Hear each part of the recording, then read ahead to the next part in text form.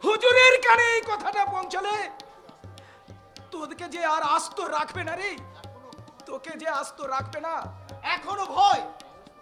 মানুষ তো অমর নয় ওস্তাদ, তবে কেন এই ক্ষণভঙ্গুর জীবনটাকে ধরে রাখার ব্যর্থ প্রচেষ্টা? আমি পারছি না বাদল, আমি আর পারছি না ওস্তাদ। আমার বিবেক সব সময় আমাকে চোখ লাগিয়ে শাসন করে। স্নেহ মায়া মমতার উৎসস্থল থেকে বাদল, কে যেন চিৎকার করে বলে ওঠে, এটা আমার উপযুক্ত কাজ নয়। জানি, সবই জানি বাদল, সবই জানি, কিন্তু কিন্তু এছাড়া যে আমাদের আর কোনো পথ নাই। পথ নেই? বারবার সেই একই কথা বলে আসছো। একবার ভুল করেছে বলে কি সারা জীবন আমাদেরকে এই ভুলের বোঝা বয়ে বেড়াতে হবে? বলো বলো ওস্তাদ, বলো, এই নরক্ত যন্ত্রণা থেকে কি আমাদের কোনোদিন মুক্তি নেই? মাথা গরম করিসনি বাদল, পৃথিবীটা পৃথিবীটা বড় স্বার্থপর রে। তুই তুই কি মনে করিস আমার বিবেক কাঁদে না? কাঁদে রে, কাঁদে। আমার মনুষ্যত্ব চিৎকার করে অনেক কথা বলতে চায়। কি বলছো ওস্তাদ? তাহলে তাহলে চলো ওস্তাদ, আমরা এখান থেকে অন্য কোথাও পালিয়ে যাই। কোথায় যাবি রে বাদল? শয়তান অবিনাশ গাঙ্গুলির চোখের দৃষ্টি ঠিক আমাদের খুঁজে বের করবেই। তাছাড়া তাছাড়া কি? না না, তুই তুই আমাকে কথা দে, আমাকে ছেড়ে তুই কোনোদিনও চলে যাবি না। ওস্তাদ, জানি ওস্তাদ, আমি জানি তুমি যে আমাকে খুব ভালোবাসো। বোনের বিয়ের বরপণের 5,000 টাকার জন্যে আমি যখন ওই শয়তান অবিনাশ গাঙ্গুলির লোভের আগুনে পা দিয়েছিলাম, সেদিন তোমার দু চোখ ছলছল করে উঠেছিল। তুমি নীরবে আমাকে কিছু একটা বলতে চেয়েছিলে, কিন্তু কিন্তু বিশ্বাস করো ওস্তাদ, আমি সেদিন টাকার জন্যে এতটাই অস্থির ছিলাম, ভালো মন্দ বোঝার মতো আমার কোনো জ্ঞান ছিল না। বাদল, তোকে অনেক আকার ইঙ্গিত দিয়েছিলাম, তুই কিছুই বুঝতে পারিসনি। সেদিন যদি বুঝতে পারতাম ওই শয়তান অবিনাশ গাঙ্গুলি লোভের আগুনে আমাকে জ্বলে পড়ে ছাই হয়ে যেতে হবে, তাহলে তাহলে আমি কিছুতেই এই শয়তানের কাছ থেকে আমি টাকা নিতাম না। ও আমার জীবনে সব স্বপ্ন ভেঙে চুরমার হয়ে গেল। বাদল, তুই কাঁদছিস বাদল? পারছি না, আর পারছি না ওস্তাদ। আমার এই অবুঝ মনটাকে আমি কিছুতেই বোঝাতে পারছি না।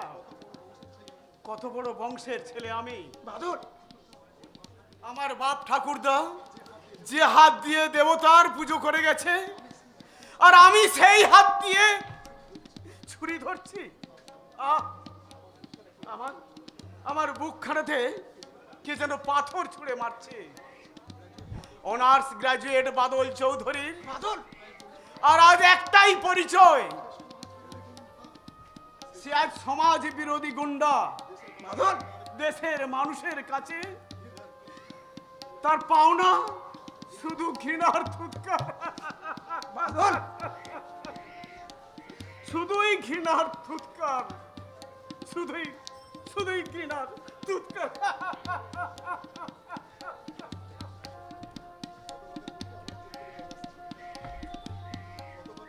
হতভাগার দুঃখে আমারও চোখ ফেটে জল আসছে, কিন্তু কিন্তু আমার যে কিছু করার নাই।